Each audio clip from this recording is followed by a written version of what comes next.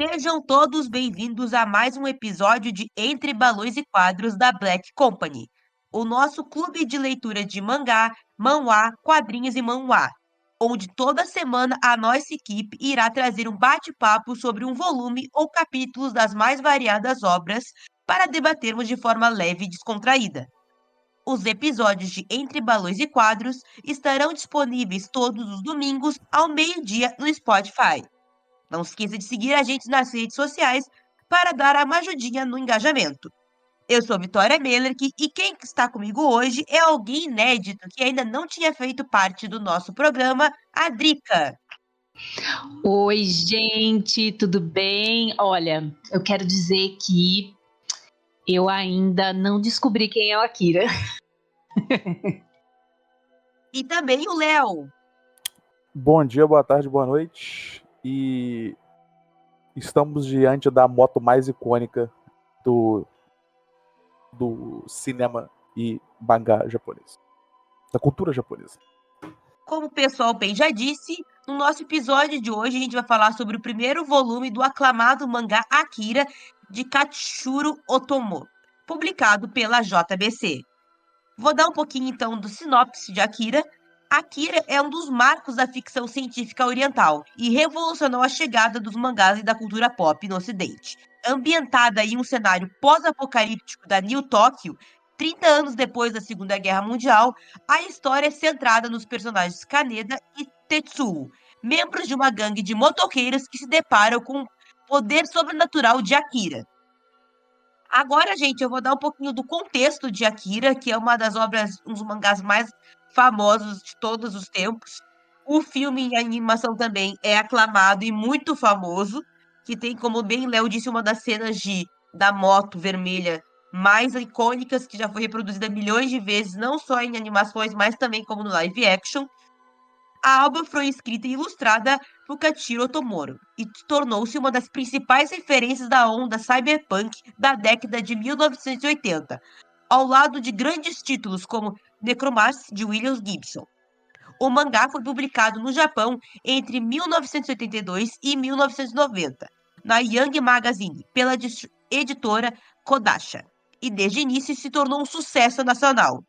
Com o lançamento da versão animada para as telonas em 1988, Akira ganhou repercussão mundial e com a força do filme, o mangá também foi um sucesso mundial. Neste mesmo ano, Akira foi lançado pela Marvel em seu épico selo Epic Comics, e com a autorização do próprio autor, a versão americana foi colorizada e adaptada para a leitura ocidental, tornando-se o primeiro mangá publicado nas duas orientações de leitura. A edição brasileira de Akira é publicada pela editora JBC, venceu o 30º troféu HQ Mix na categoria Publicação de Clássico. Ela é formada por 6 volumes e já está bem fechadinha. Antes de a gente começar nosso debate, eu quero puxar um pouquinho para a Drica, que é a primeira vez que ela tem contato com o mangá. Ela é uma leitura uma leitura muito uma leitora ávida de livros físicos, e mangá ela não tinha tido com muito contato ainda. Então a gente vai dar o primeiro depoimento dela aqui em primeira mão. Pode falar, Drica. Olha, gente, eu quero dizer assim, eu nunca fui muito de quadrinho depois de adulta, né? Eu lia bastante quando era criança, tal, mas assim, mangá mesmo foi, eu acho que o primeiro, acho que o segundo, não vou dizer que é o primeiro, mas eu li A Menina do Outro Lado, que é da Dark Side, né, publicado aqui no Brasil pela Dark Side, mas eu li só o volume 1. Então não deu para ter um gosto assim do que é o mangá. E eu gostei bastante, assim, eu acho que o quadrinho é um tipo diferente de leitura, eu que estou acostumada com, né, livros assim, vamos dizer, romance no sentido de gênero textual, né? De livros mais longos e tal, foi bem interessante, foi uma experiência assim que eu achei bem diferente. Primeiro porque foi uma leitura bem rápida. Eu li o volume 1 assim em 2 horas, até comentei ontem lá no nosso grupo que foi uma leitura super rápida. E eu gostei bastante porque as imagens, eu sou uma pessoa muito visual, assim, eu imagino muito as coisas na minha cabeça quando eu tô lendo. Então, as imagens, os desenhos, nossa, parece que eu conseguia ouvir o barulho das motos, assim, sabe? E aquelas onomatopeias que são escritas assim, são os barulhos, né, que a gente fala, que é a onomatopeia. Parece que eu dava para eu ouvir, assim, sabe? Eles correndo e o barulho do sapato no asfalto, assim. Foi muito legal, foi uma experiência, assim, super diferente para mim. Para vocês terem uma ideia, eu tô lendo Madame Bovary agora, né? Que é um super clássico do Flaubert. E, ao mesmo tempo, eu tô lendo Akira. Então, assim, foi bem diferente a experiência, mas eu gostei muito, assim. Eu gosto muito de sair da minha zona de conforto. Eu sou uma leitora que gosto de me desafiar e ler coisas diferentes, que eu não tô tão acostumada, assim. Então, para mim, é sempre uma experiência riquíssima e analisar, inclusive, a obra do ponto de vista literário mesmo, assim, e como, né, profissional ali, professora de literatura e tal, foi bem legal, assim. Olha, é do clássico da literatura e aí também agora tá lendo um clássico do mangá também, porque a Akira com certeza é uma das obras Sim. mais clássicas dentro desse nicho. E agora a gente viu um pouquinho de ti, vamos ver a primeira impressão do Léo agora sobre a Akira, então. Pô, minha primeira impressão, cara, eu acho que recentemente a gente tá lendo obras muito boas, né? Apesar de que a gente. Acho que dá pra fazer um comparativo bem legal dos episódios que a gente já teve até hoje. Se a gente pega, por exemplo, Frieren, que a gente fez lá 6 episódios, se eu não me engano, sobre Frieren, e se você pega Akira, que é um clássico, e pega o. Qual que é o nome, gente? O do Espiral. O Uzumaki, isso. E se você pega eles, tipo assim, Uzumaki e Akira, você vê que são obras que eles têm essa pegada de ter um longo tempo para eles serem feitas, né? A Akira tem 6 volumes, assim, é bastante página, né? Tipo assim, considerando um mangá. Mas são 6 volumes e você tem ali 8 anos de produção até a obra acabar. E você tem, por exemplo, também o Uzumaki ali, que ela demorou um tempo maior para ser produzido os 2 volumes dela e só são 17 volumes, 17 capítulos, né? E você vê essas obras atualmente, que elas têm essa dinâmica de sair semanalmente, né, nas revistas japonesas e tal, e chega para a gente aqui semanalmente, se você for para algum lado em relação à pirataria, ou você espera o volume chegar completo. Mas o ponto que eu quero chegar é que, tipo assim, essas obras que tinham mais tempo de trabalho para elas serem feitas, para lançar esse volume completo, para lançar esse conjunto de capítulos inteiros, você vê que essa qualidade do desenho ela é muito maior, né? Tipo, a Akira surpreende muito, igual a Drica falou, sobre a qualidade do desenho, a qualidade da onomatopeia. E, tipo assim, a Vitória e eu, que a gente lê mais, assim, as obras atuais, pela essa dinâmica de ter que semanalmente entregar um capítulo toda semana, a qualidade é deixada um pouco de lado. Então, você pegar até talvez as maiores obras da atualidade, né? Sei lá, One Piece e tal, você pode perceber que talvez o desenho deixa um pouco a desejar em alguns momentos, sabe? Alguns capítulos, em alguns momentos. E eu acho, tipo assim, que essas obras antigas que tinham mais um trabalho minucioso e a longo prazo, ela tem esse cuidado maior. Fora isso, né, sobre essa parte técnica, o que eu achei do Akira igual você falou, é um clássico. O gênero cyberpunk que ele foi muito forte na década de 80, 90, deu uma morrida ali nos anos 2000 e voltou recentemente com alguns jogos e animação ali na Netflix, né? O jogo da CD Projekt Red, o Cyberpunk 2077, e que também virou um anime também, que tá na Netflix, inclusive. Então, assim, acho que é importante e ele aborda temas que foram essenciais para definir o parâmetro do gênero do cyberpunk, sabe? Então, assim, foi bem legal ver o início desse gênero, desse subgênero, né, da ficção científica. Eu acho interessante isso que vocês falaram também. E uma coisa dessa tanto da que a Drica falou, dessa fluidez do desenho, e que tu falou desse cuidado que se tinha mais antigamente, que eu acho muito interessante é que a Akira não tem capítulo. Ele é extremamente fluido, assim. Ele é ruim, eu quero ler e marcar, porque tu não tem uma divisão, assim, de quando começa, quando termina. Mas eu acho que é da narrativa dele, assim. É aquilo muito alucinado, tu tá É isso entrando que eu ali ia falar, o ritmo bem frenético, assim, né? Tanto é que eu li Exatamente. super rápido, porque eu não conseguia parar, eu queria saber o que ia acontecer. E o Kaneda tá ali sempre correndo e tal, e a gente tentando acompanhar o que tá acontecendo. E realmente ele flui muito fácil, a leitura é muito gostosa de fazer, assim. E os personagens nunca estão parados, assim, tanto é que tem aquela parte que o Kaneda tá parado, assim, dentro do bar, só que ele tá todo tempo alucinado pensando onde que tá a moto. Então, essa coisa de não ter capítulos flui muito e combina muito com a obra.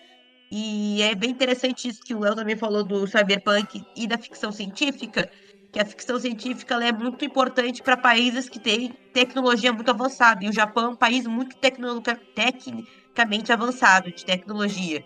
E esse gênero do cyberpunk é muito presente na cultura japonesa, esse gênero de Sim. ficção científica, cyberpunk, porque é muito da cultura deles. Tanto é que tu pega uma foto de Tóquio, ela tem muito dessa estética cyberpunk, porque ela é uma cidade muito desenvolvida de tecnologia. Eu assim, eu que sou, né, millennial, já fiz muitas ligações, porque assim, aquela época, né, a época da publicação, a primeira publicação, foi uma época em que essa coisa do pós-apocalíptico, do futuro distópico, estava muito em voga, né? A gente tinha ali Exterminador do Futuro, você teve Blade Runner, e então era algo que estava muito na moda, entre aspas, né? Assim, estava sendo muito explorado esse tema, tanto no cinema quanto, né, nos livros, nos quadrinhos. A gente tem outros livros também de distopia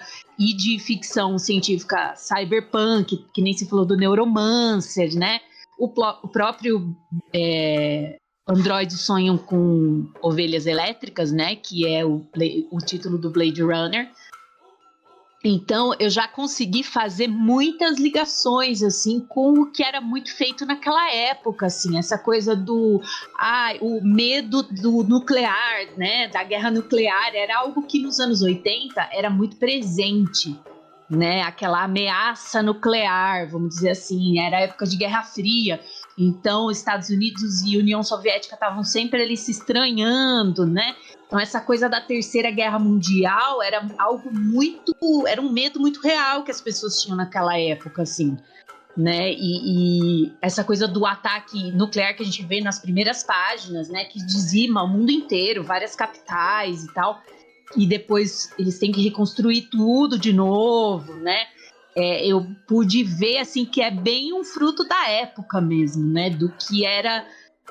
como o que as pessoas tinham, o medo da sociedade, né, dessa coisa dos ataques nucleares, as bombas, né, as ameaças nucleares, assim, foi bem interessante, assim, fazer esse paralelo. Eu acho que, além do momento que foi produzido em seguinte a segunda ameaça nuclear, eu acho que a localidade também é muito importante. Porque isso acontece muito na cultura japonesa em relação do Japão, né? Porque o Japão foi o país que, na Segunda Guerra Mundial, teve 2 bombas nucleares jogadas no território, né? Hiroshima e Nagasaki. E isso influencia a cultura japonesa como um todo, porque, por exemplo, né? Você tem um Godzilla, por exemplo, né? Que ele surge, a ideia do personagem surge no Japão. Surge no Japão porque a história começa como uma mutação de um animal a partir da radiação. Da radiação, é verdade. A ideia da tecnologia que a Vitória citou, por isso que no Japão tem muito essa ideia de mecha, sempre usa isso muito em anime, em jogo, que tem aqueles robôs gigantes, tem o Pacific Rim, que tem muito isso. E o Pacific Rim, você tem um robô gigante, tecnologia japonesa, contra o quê? Kaiju, né? Que é o quê? Os monstros gigantes modificados pela radiação. Então, toda essa ideia de radiação, de bomba nuclear e os efeitos que isso teve na sociedade japonesa, até inclusive na cultura, ela está presente no cinema, está presente na obra e obviamente está presente na obra do Otomo, né? E é muito interessante porque isso deveria estar na obra dele, com certeza, porque ele diz o tempo, assim, na biografia dele, né, que tem no final do livro do Akira, fala que ele é um ávido consumidor de cinema. Então, esse cinema japonês nessa fase, né, que estava acontecendo, do cinema japonês ali, onde que está acontecendo Akira, é uma fase do cinema japonês onde que ele sai desse cinema hollywoodiano e começa o novo cinema japonês, né, que é o cinema que vai pro samurai, que vai abordar temas da cultura japonesa. E aí que começa o desenvolvimento toda essa temática em relação à bomba nuclear, que é muito forte no Japão. E eu acho, então, tipo assim, Akira, além de momento, ele junta a localidade para fazer a obra nesse sentido que eles queriam construir, sabe? E uma coisa que eu acho bem legal, que o Cyberpunk, de um modo geral, faz muito, e Akira, como um exemplo clássico de Cyberpunk, de ficção científica, é que tu vê que ali é tudo moderno, tem nave, tem essa droga que a gente não sabe o que que é, esse remédio, tem uma evolução tecnológica, mas os problemas são os mesmos que afetam sempre a humanidade.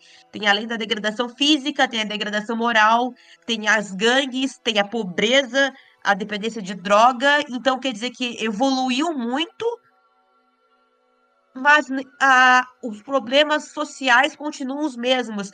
Tanto é que aquele buraco onde caiu a bomba, eles querem reerguer para fazer uma Olimpíadas, que é uma coisa que teoricamente une todas as nações. Isso, Então, isso é muito interessante, assim, que a sociedade evolui muito, mas ao mesmo tempo permanece igual, sabe? é verdade. O cyberpunk, ele nasce, né, enquanto gênero, subgênero de ficção, ele nasce como uma grande crítica ao capitalismo e todo esse controle governamental, né? Geralmente o cyberpunk as ideias, né, de tramas de cyberpunk rodam em volta de governo com algum plano secreto realizando alguma coisa, ou corporações que se tornaram o novo governo de tão grande que elas ficaram, né, multinacionais, no sentido de dominar cidades inteiras. Então você tem, por exemplo, no jogo mais recente aí do Cyberpunk 2077, que é baseado no RPG de mesa do Cyberpunk, você tem uma corporação que domina a cidade, ela domina todos os pontos da cidade, político, sabe, assim, o prefeito, o governador da região é só um fantoche na mão da empresa que manda naquilo. Então, toda essa crítica ao capitalismo que teoricamente ele vai vir dessa alta tecnologia que é produzida, faz parte dessa dinâmica do cyberpunk. Então essa contradição, né, de tecnologia e degradação, ou a degradação através da tecnologia, assim, é o marco do cyberpunk, assim, sabe? Sim, é o próprio Blade Runner, né? Você tem uma humanidade que destruiu a natureza, né? Então os animais não existem mais. E para você ter um animal de verdade, você tem que ser assim muito milionário para você poder comprar um animal de verdade. Normalmente as pessoas têm animais que são eletrônicos, né? São, vamos dizer assim, robôs, né? Animais em forma de animal. E aí você tem a empresa que faz os replicantes, né? Que comanda tudo, que tá aquela super mega empresa que faz ali, ó, produz, né, os replicantes e tal, e você tem a polícia que tá ali obedecendo, entre aspas, vamos dizer, aquela empresa, porque eles vão caçar, tem um caçador de androides, né, que vai caçar os replicantes e tal. É bem dentro desse tema mesmo. Isso você vê presente na literatura de distopia também. Você tem 1984, que acho que foi o primeiro ali, junto com Admirável Mundo Novo. Admirável Mundo Novo, teoricamente, seria uma utopia, mas há controvérsias, né? Você tem elementos distópicos ali, mas em 1984 você tem aquela super organização governamental que comanda tudo e vigia todo mundo, né? Vamos dizer assim. Isso a gente está sempre presente no Akira, como o próprio governo ali, o coronel, né, e tal, e eles estão sempre ali perseguindo, né, o Kaneda e tal, e a Kei, e isso tá bem presente, assim, essa coisa do governo, missão secreta, que ninguém pode saber o que é, né.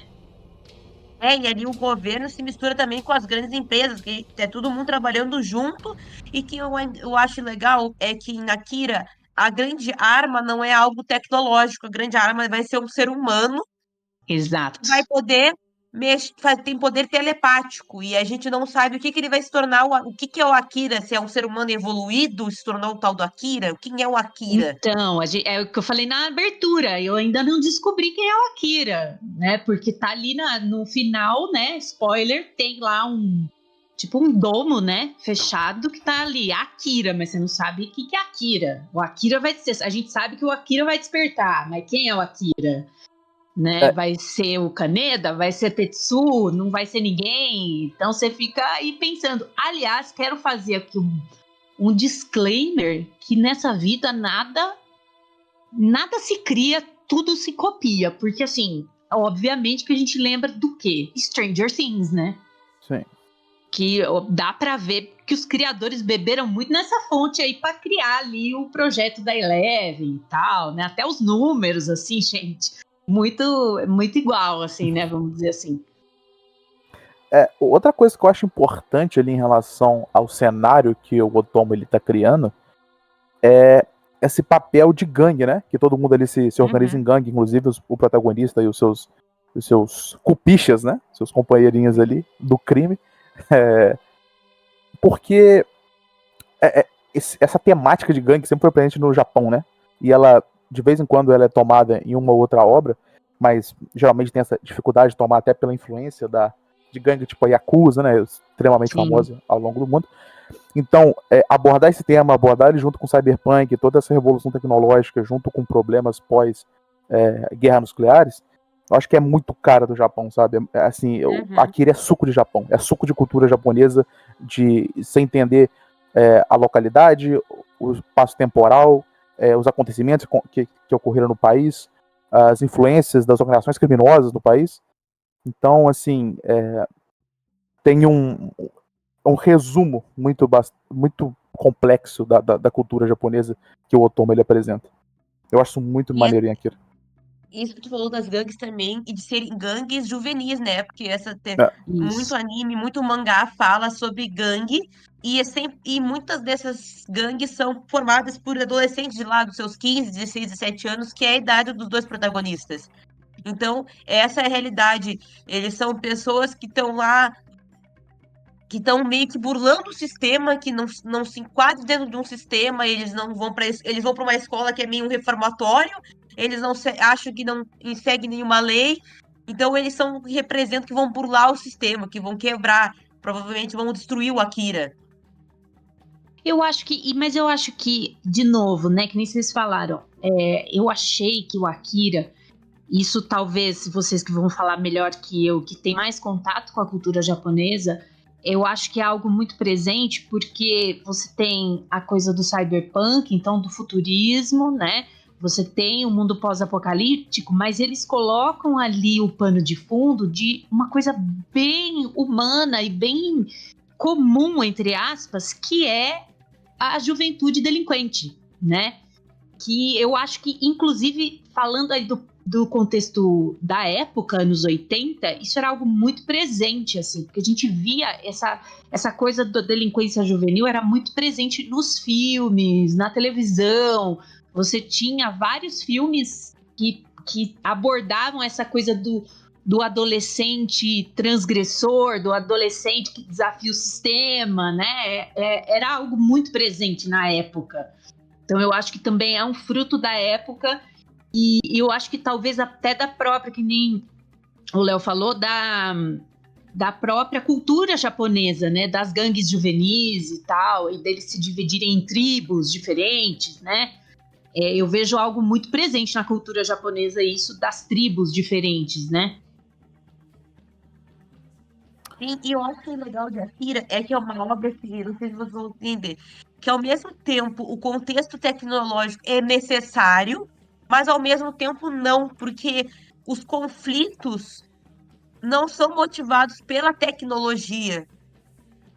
A bomba, ela poderia ser, ela é o estopim, mas tudo que se dá após a bomba, a tecnologia não é essa coisa meio moderna demais. Não tem robô, por exemplo. O robô não é o vilão. O vilão acaba se tornando o próprio ser humano. Então, eu acho isso que deixa a Akira bem mais humano mesmo. Tu tem essa empatia mais porque os problemas são com pessoas, assim. Tu não vai, o Tsu não vai enfrentar uma máquina, ele vai enfrentar o melhor amigo dele. Exato, é bem sofrido ali, né? Aquele bem final, sofrido. o Tetsuo acaba matando o outro amigo deles ali e tal, e ataca o Kaneda. É muito triste, assim, porque você vê que ele é tão fortão e tal, e poderoso com a gangue dele ali dos palhaços, mas quando ele encontra os amigos, ele dá uma, né?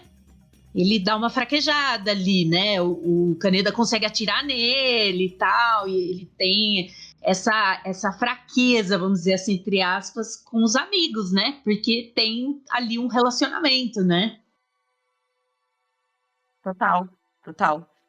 E é bem uma crítica às próprias drogas, né? Porque o remédio esse do que a gente talvez que a pessoa vire os números ali, que o Tetsu virou um número, eles são viciados. Então é uma crítica também ao próprio uso de drogas, assim, que ele fica desesperado quando tá os dois, eu não lembro o número deles, os dois aqueles que estão brigando, ele precisa do remédio. Então É a gente tem que.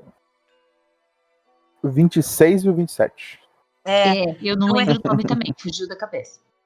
tem essa Eu coisa acho. da própria, a O própria crítica 26 às eu acho que é o drogas. Takashi e o 27 é o Masaru. E tem Isso. uma Eu dei uma menina, nota. né? E tem uma E tem menina a também. menininha que tá deitadinha É. no bercinho ali. Mas assim, o que eu achei muito interessante é que assim, eles são crianças, você entende que eles são talvez crianças, mas eles são velhos, então você tem um elemento ali meio fantástico, né? Sim. Porque eles são todos, mas será que eles eram assim já? Ou será que todos os experimentos foi desgastando ali o físico deles e transformou eles assim? Aí você já Exato. começa a teorizar, né? O que será que esse doutor fez com essas crianças, né? Porque você tem ali um ambiente, a sala que eles ficam depois que mostra, né? É uma sala de É tudo brinquedo. infantil. É uma brinquedoteca, então tem coisas de criança. A menininha tá lá com o seu ursinho, suas bonequinhas, tal. Então Ela tá dá de para trancinha perceber. também. E É isso, uma eles coisa são infantil. crianças, mas o que aconteceu com essas crianças que fez eles ficarem desse jeito, né? E o próprio Tetsu também, né? A gente sabe que talvez ele vire uma dessas. O que ele tem de diferente? Por que eles ficaram interessados nele também, né? Então, o que a gente Né? consegue teorizar é, aí entrando nessa parte de teoria mesmo, é porque assim, o Tetsu bate a cabeça no acidente, ele sofre um acidente de moto e bate a cabeça e vai pro hospital. Até aí tudo bem, né? Mas aí ele volta do hospital meio esquisito. Ele já com os poderes telecinéticos. Então, o que aconteceu que ele ficou com esses poderes do nada? Depois que bateu a cabeça. Então é algo que já nasce com algumas pessoas. Eu teorizo que talvez seja uma consequência da radiação, que nem o Léo falou, né? Do Godzilla, por exemplo. Talvez seja uma consequência da radiação que fez com que algumas crianças nascessem com poderes telecinéticos, de repente. Não sei. Não li os outros volumes para saber, tô chutando. Acho que o Léo queria falar também. Não, é só tipo. Você citou um tempo atrás, Vitória, sobre essa parte dele, a tecnologia ser o plano de fundo, mas ela não tá presente, por exemplo, na luta contra o robô e ser mais uma disputa ali entre os humanos mesmo e tal. E a tecnologia tá presente, mas ela não é o principal parâmetro ali para definir as relações e tal, e as disputas. Uhum. É porque eu acho que esse momento onde que o Akira é escrito tá na definição do subgênero do cyberpunk. Então tem várias coisas que chegam depois, tipo aquela ideia de o cara ter um braço robótico, um olho robótico e tal, e não sei o quê. Depois o cyberpunk vira muito famoso por causa de luz, né? Ele tem muita aquela ideia de a iluminação do rosa, do azul, do roxo, tem muita essa combinação dessas cores. Então, eu acho que esse processo ele vem depois. Então, Akira, eu acho que ele tá naquele momento de explorar o gênero, sabe? De criar um novo gênero, explorando ele aos poucos. E ele, obviamente, ele vai nessa ligação muito mais do aspecto pessoal, né? De relações de pessoas, do que qualquer aspecto tecnológico. Que eu acho que é melhor também, né? Tipo assim, explorar pessoas, eu acho mais legal que explorar tecnologia, porque uma tecnologia cansa, né? Você ficar explorando ela o tempo todo. Aqui eu tô vendo, puxei aqui no Google, o Blade Runner é de 82 também. Então eu acho que foi tudo meio que acontecendo junto, né? Assim. Um influencia o outro, né? Um influencia o outro, porque o livro, ele é de 68, né? Então ele é bem futurista mesmo, assim. O Philip K. Dick escreveu bem antes. E aí veio a adaptação em 82 junto com essa, que nem o Léo falou, essa explosão do cyberpunk, né? As cores, eu lembro muito das cores, dessa coisa mais painel e LED, né? Que antigamente a gente não sabia que era LED, mas hoje em dia seriam painéis de LED, né? Sim. O neon, né? E o interessante é que em Akira, quando tu lê, tu não tem esse LED, tudo bem que é uma obra em preto e branco, mas eu Sim. não imagino ela colorida tendo isso, sabe? Porque a ideia que eu tenho é de uma tecnologia meio retrô, sabe? Uma coisa meio arcade, assim, bem anos 80 mesmo, não uma coisa muito futurística, mas uma tecnologia meio anos 80. E ela faz sentido porque a tecnologia, o mangá se passa logo depois dos anos 2000, né? Então, tipo assim, ele não tenta dar um salto no tempo, sei lá, de 100 anos, sabe? Ele dá 20 anos pra frente. O que fica mais crível aquele momento ali que tá sendo vivenciado. E outra, nem deu tempo do Japão evoluir tanto, porque ele acabou de sofrer uma bomba. Foi 30 anos que ele sofreu uma bomba nuclear. Então, ele não conseguiu nem reconstruir aquela área ainda. Tanto é que eles querem fazer os primeiros Jogos Olímpicos ali, a fachada, né, dos Jogos Olímpicos. Então, eu gosto de distopia, dessas obras em que o tempo não é 100 anos no futuro. É recente. Tem gente viva que viu a bomba cair em Tóquio. Eu acho que Sim. isso torna a obra mais rica nesse quesito. Não sei se vocês também acham. Concordo. É verdade.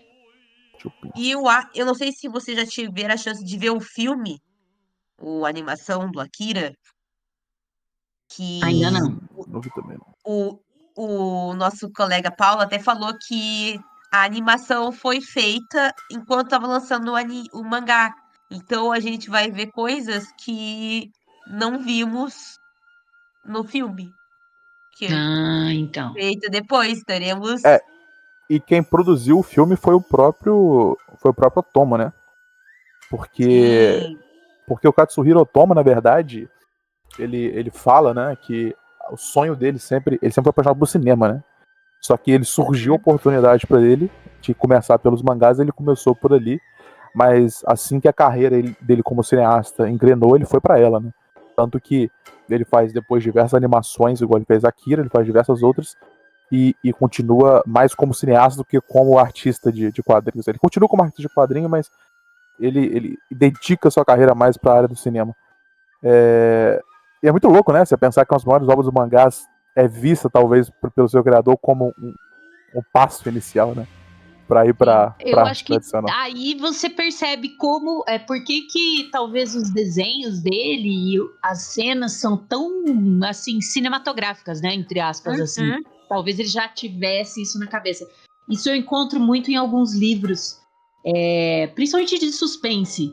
São escritos como um roteiro de filme mesmo, assim, Claro. pensando já como um roteiro. Tem alguns autores de suspense, principalmente, que já escrevem os seus livros como um grande roteiro de cinema, assim, que tá pronto para adaptar, vamos dizer assim. Sim. E Akira é um grande storyboard, né? Akira é um grande É o grande storyboard, sim. storyboard, isso mesmo, isso mesmo. Porque tu pega, assim, sequências que tu consegue... Aquela brincadeira de criança de folhear o livro rapidinho, parece que se mexe. Akira, às vezes, te dá essa sensação que é uma sequência de quadros que eles têm muita fluidez e movimento próprio, assim. Que é muito... eu acho que deve ser muito difícil fazer uma obra que é tecnológica e meio dura, assim. Não sei se vocês me entendem. Os personagens têm que estar. Eles são sempre com roupas grossas, assim. O Kaneki tá sempre. O Tsu tá sempre com aquela jaqueta pesada de moto. Então, trabalhar a fluidez num negócio desse que é desenhado, eu acho que é muito trabalhoso. E como a E Tudo tem é essa meio coisa da estático, né? velocidade também, né, das motos. Você Exatamente. imprimir isso no papel, né, essa impressão de que a moto tá muito rápido e de que de repente vem a nave muito rápida na sua cara, assim, quase como um 3D mesmo, assim, né? Eu acho que é muito isso que tu falou, da coisa dele ter estudado cinema, assim, porque é muito diferente de outros mangás e quadrinhos que tu lê, que a coisa parece dura, assim, que é realmente papel. Ali não, ali o desenho é frenético, é tudo acontece muito rápido, as explosões, tipo, tem cenas que tu vê que tá caindo os níveis do chão, parece que eles estão caindo de fato, assim, parece que tem um degradê. A qualidade aqui é realmente sensacional mesmo. É muito bom a qualidade do desenho do Otomo. E é isso que o Léo falou também. Eu acho que essa coisa de ter tempo de escrever, de não ser um capítulo. Eu acho que a experiência fosse. Se tivesse que esperar uma semana para ler Akira, um capítulo, você quebraria essa coisa, sabe? Eu acho que ter a obra em mãos finalizada é outra experiência. Sim. E eu vejo Aí muito agora eu quero. isso. Pode Não, falar? só dando um exemplo em relação a isso, eu vejo muito isso. Que talvez seja um resquício também de Akira na cultura japonesa. Que os mangás, né, geralmente, hoje, principalmente em dia, a grande maioria deles não é. Assim, a figura do mangaka ela tá diminuindo, né? O mangaka é o cara que escreve e desenha, né? A gente tem Uhum. ainda muitos, principalmente nas obras grandes, a maioria são mangakas, mas tem muitas obras hoje que são adaptações. Que o cara escreve a light novel, né? Que é literalmente uma novela light, né? Leve. Que, enfim, são livros, né? É literalmente um livro, só que é uma novela porque o autor lança semanalmente também o texto, né? Que ele, sei lá, lança uma página e meia de texto para o público ler, Uhum. como tinha antigamente as novelas do jornal, né? Sim. E aí você vai lendo essa novela, capítulo por capítulo, e como também ela tem essa entrega semanal, ela segue mais ou menos essa mesma ideia do Akira, assim, sabe? Ela entrega tudo muito rápido, ela também entrega tudo muito rápido no sentido de se você ler uma light novel e você costuma ler um livro, você vai ver uma diferença muito grande, porque não há descrição de cena muito na novel. Geralmente é Não. diálogo, diálogo, diálogo, dá uma ideia de como ali tá os personagens alocados na cena e pouca descrição e diálogo e acontecimento. É muito mais direto, sabe? Não tem aquela escrita poética e romântica de ficar construindo cenário, ambiente, emoção. Entendi. Assim, ela vai direto ao ponto. E eu acho que talvez eles podem ter pegado isso do Akira, né? Essa ideia de ir direto ao ponto o tempo todo. E obviamente, né? Você pega obras hoje em dia que elas geralmente vão mais direto ao ponto, e igual tu fala, falta fluidez nelas, né? Porque elas seguem essa ideia da Light Novel. Ela é adaptada direto à Light Novel. Então, ela segue o parâmetro da Light Novel de ir direto ao ponto sempre e não fazer nenhum tipo de construção mais elaborada. Mas ao mesmo tempo, eu não consigo imaginar a Kira em light novel, assim, sendo texto, Não, não dá, porque não tu dá. precisa da imagem. A Kira sem a imagem, tanto é que tem pouco texto, tem pouco balão, como a Drica falou, ela leu em 2 horas, porque não Sim. tem fala. Tu entende Sim, tudo por imagem. Então eu acho que um texto corrido de Akira seria outra obra que não seria o que é hoje sendo corrido. com Alguém quer certeza. falar mais alguma coisa sobre isso? É o que eu falei, assim, tem. Eu puxando um pouco pro meu lado da literatura, né? Que nem o Léo falou, tem livros que você lê que são mais diálogo mesmo. Então, eles são mais diretos, assim, e são mais pouca descrição e tal. É difícil, mas é difícil você encontrar. Eu acho que é o diferencial do Akira, você encontrar uma obra que é melhor no audiovisual do que no escrito, né? São poucas que eu vi, assim, que eu gostei mais do filme do que do livro, né? Eu que sou da literatura. Mas eu acho que realmente eu concordo com você, Vitória, porque o Akira, se fosse vamos dizer que se fosse em formato de romance, né? De narrativa, talvez não ficaria tão legal, assim, você descrever a cena. O Kaneda pegou a moto e andou em toda a velocidade. Não, eu acho que o legal que eu acho que que o autor consegue trazer com os desenhos dele é a velocidade. Porque você tem essa impressão lendo de que tá tudo muito rápido, de que a moto tá indo rápido e de que do nada aparece uma nave. E é muito frenético, assim, o ritmo. É difícil você conseguir imprimir esse ritmo acelerado em formato de narrativa.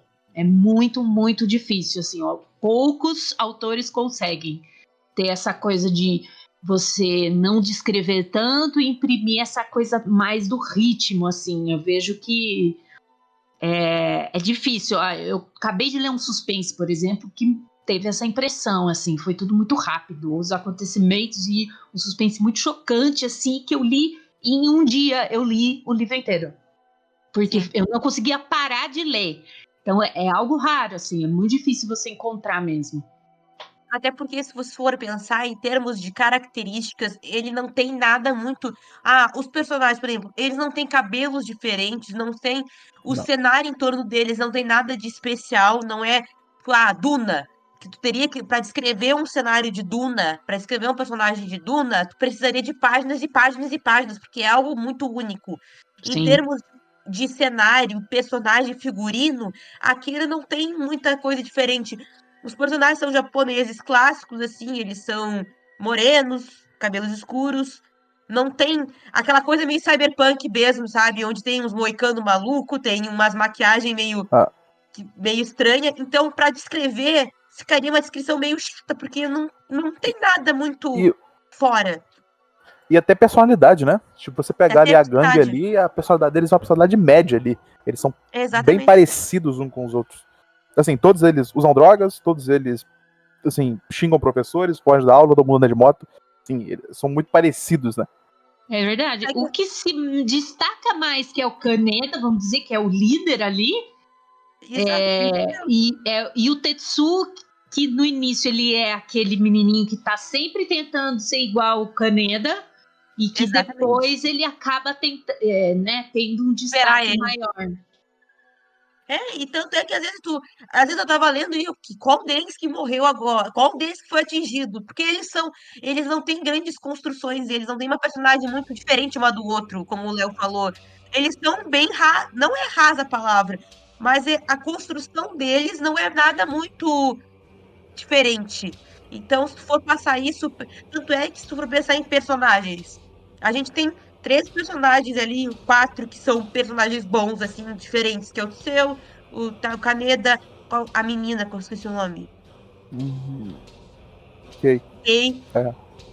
Assim, eu gostei do desenvolvimento. Eu vi assim muito como o volume 1 como bem inicial, assim. Então você não teve um aprofundamento muito grande das Uhum. personagens ali.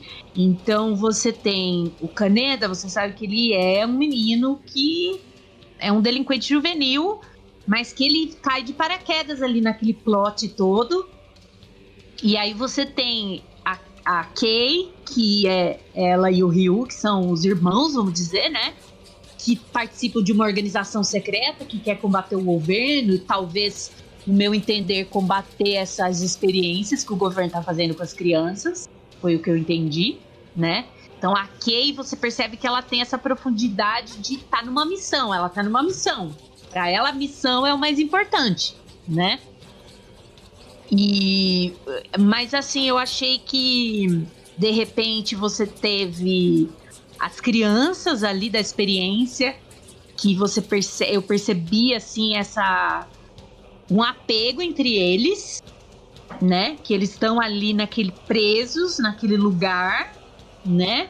E percebe-se ali o que é de cadeira de rodas, por exemplo, ele fica ali cuidando da menininha, né?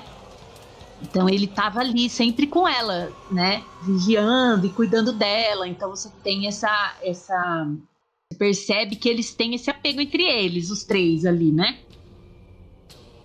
Mas eu achei assim que foi bem introdutivo, vamos dizer assim. Foi bem uma introdução que talvez a gente vá nos volumes mais para frente, você vai ter um pouco mais do pano de fundo da história da Kei e do Ryu, a história do Kaneda, de repente, né? Até do Tetsu, que, vamos dizer, é o vilão, entre aspas, da história, né?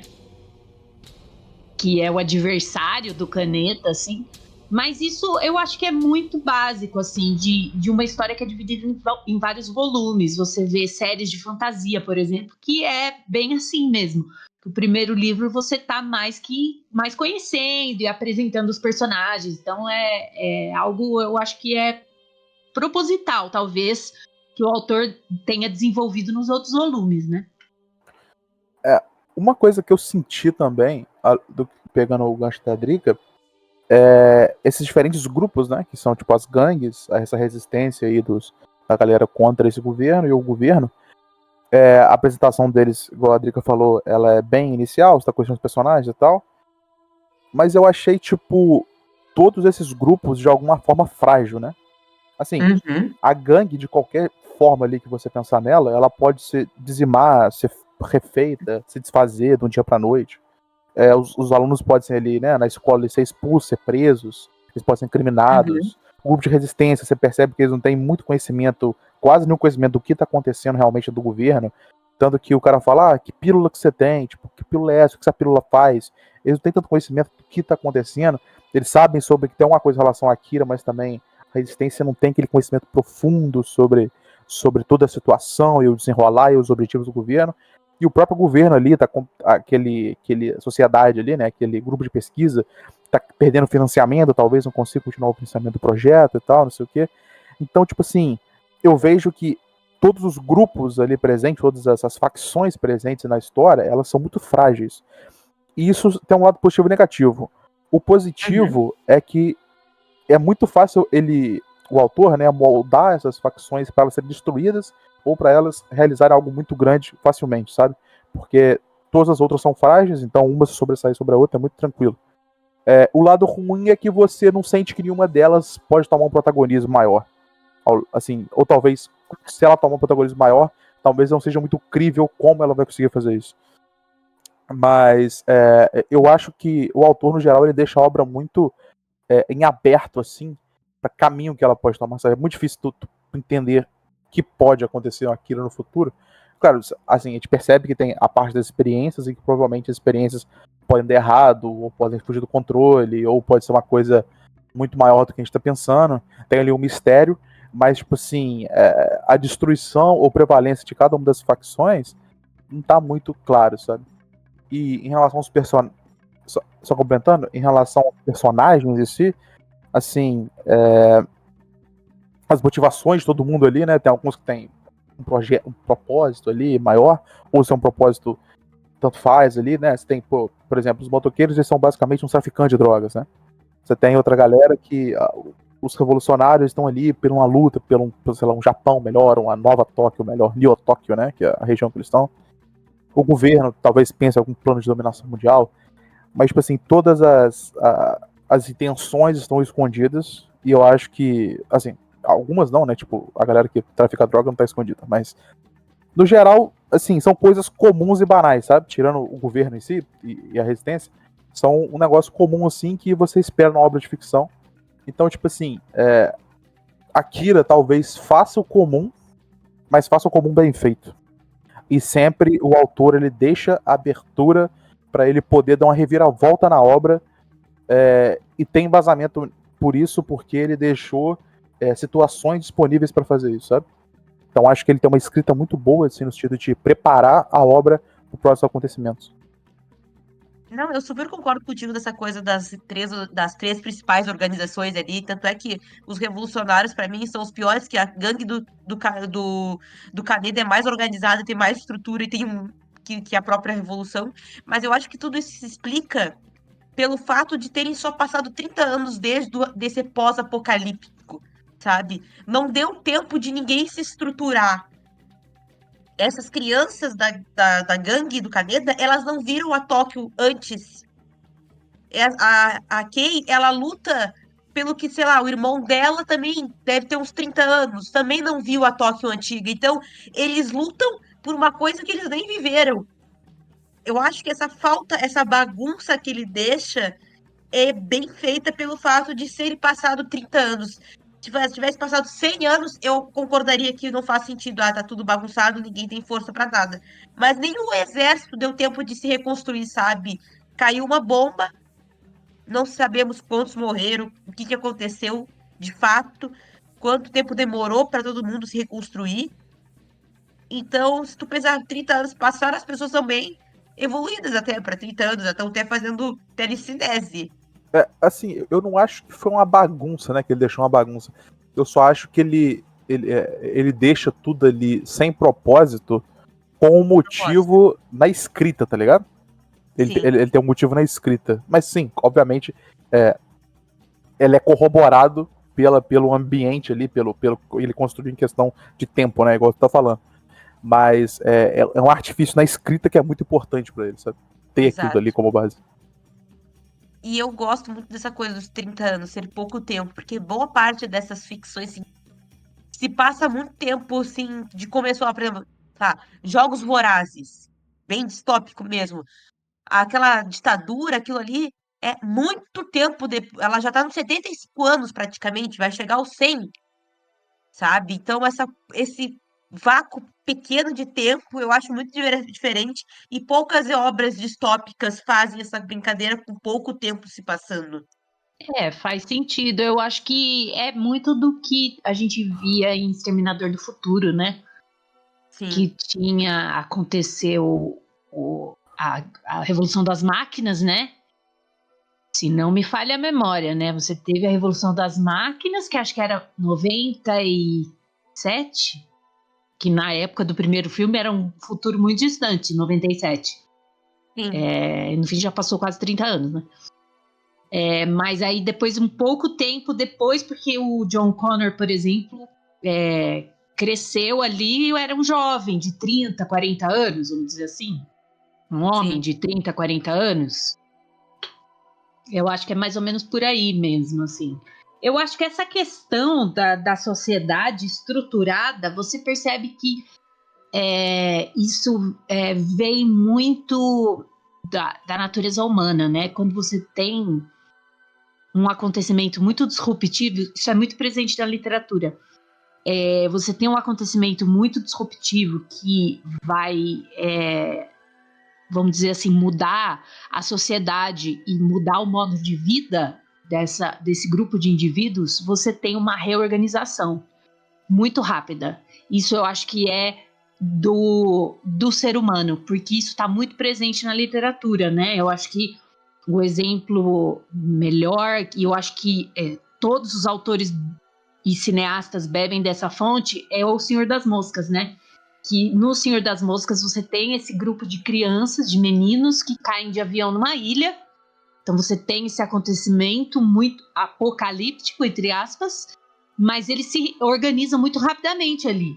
Quem é líder vai se diferenciar e vai se tornar o líder, né? Vamos dizer assim. E eles vão se organizar em grupos. Isso a gente viu em Lost, por exemplo, né? O ícone, né? É um ícone da cultura pop, né? Eu acho que isso é muito presente na literatura também. Isso é muito da natureza humana, você ter essa reorganização da sociedade rápida, porque Exato. The Walking Dead, por exemplo, que é um apocalipse muito além do que a gente imagina, que é um apocalipse zumbi, onde a sociedade, o mundo está destruído, né? Você tem uma organização muito rápida ali dos sobreviventes, né? Você tem os líderes, você tem o novo normal, vamos dizer assim, que foi o que aconteceu com a gente na pandemia, por exemplo.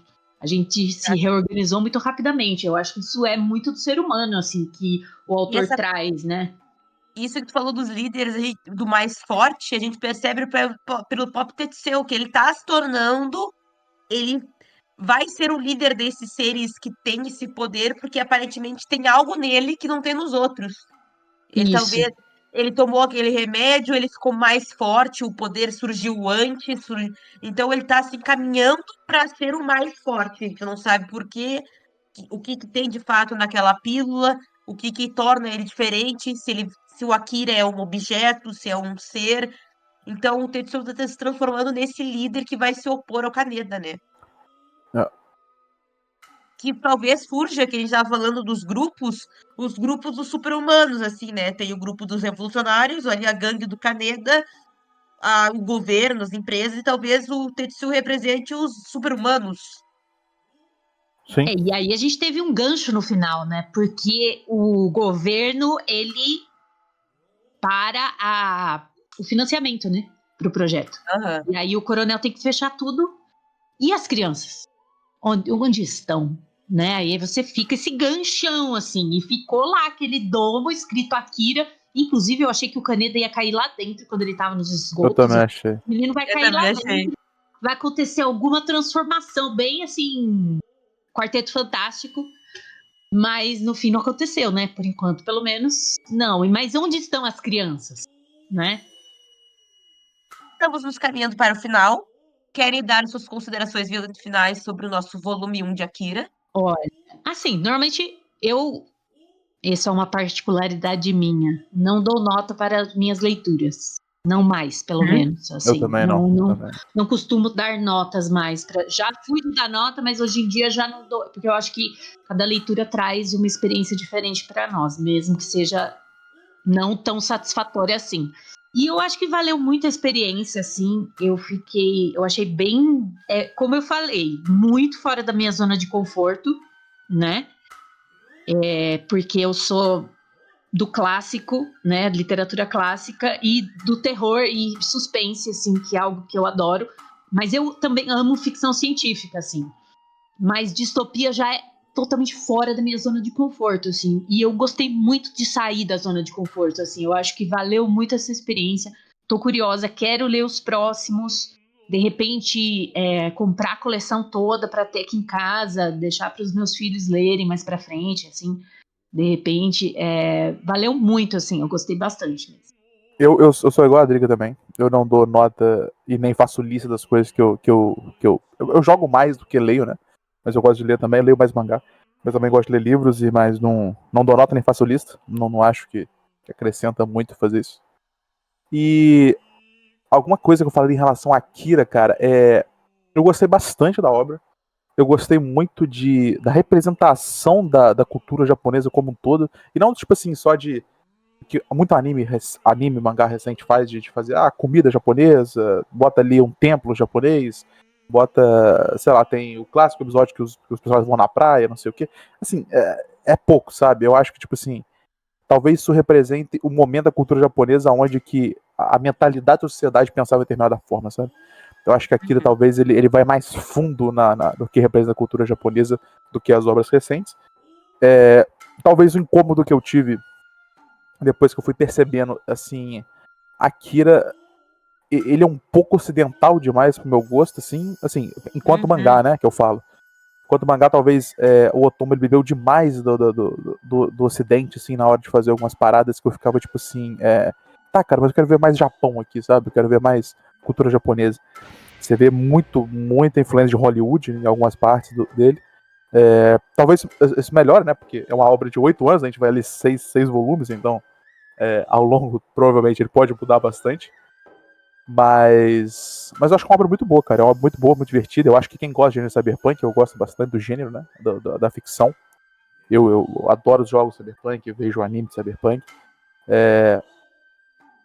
Então acho que qualquer pessoa que gosta de cyberpunk é muito legal tu ver, talvez uma das primeiras obras que dá vida ao gênero, sabe? Eu acho muito legal ver o começo de como nasceu aquilo. Então eu recomendaria o cyberpunk para qualquer pessoa que gosta de distopia e principalmente para quem gosta de cyberpunk. Então, galera, isso foi nosso episódio sobre o volume 1 de Akira. Lembrando que semana que vem a gente não vai ter o nosso programa, porque a gente vai estar cobrindo Anime Friends em São Paulo. Mas a gente retorna. Peraí. A gente retorna. Que dia? Sabe Dia o calendário? 25, né? A gente retorna dia 25 com Não, mais um 25 a gente episódio. grava. 25 A gente grava não, 28. isso. A gente retorna dia 28 de julho com mais um programa de Entre Balões e Quadros, falando agora sobre o volume 2 de Akira. A gente vai deixar aqui no link para vocês adquirirem o volume 1 da JBC. Tá muito bonita a edição, vale a pena para ter na coleção.